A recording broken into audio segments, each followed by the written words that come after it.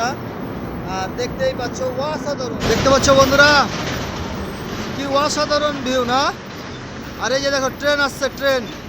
আর এই যে দেখতে পাচ্ছ কতটা উচ্চতা আছে আমরা, তোমরা এই ভিডিওর মাধ্যমে দেখেই মানে অনুভব করতে পারো। এই যে দেখতে পাচ্ছ, এই যে দেখো সেই লেভেল, বুঝতে পারছো। আর এত সুন্দর ভিউ, জায়গাটা দেখাচ্ছি তোমাদের। এই জায়গাটা কামানি, মানে ঘাটের মধ্যে সব থেকে টার্লিং এই জায়গাটা। হ্যালো বন্ধুরা, এখন চলে আসলাম আমি খান্ডালা ঘাট, কামানি নামছি, দেখতেই পাচ্ছ।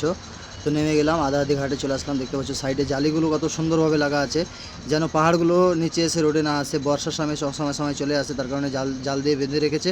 আর এই সাইডের দেখতে পাচ্ছ কি সুন্দর ভিউ। আর দেখতেই পাচ্ছ কত উঁচুতে আছি আমরা, ঘাটে আছি।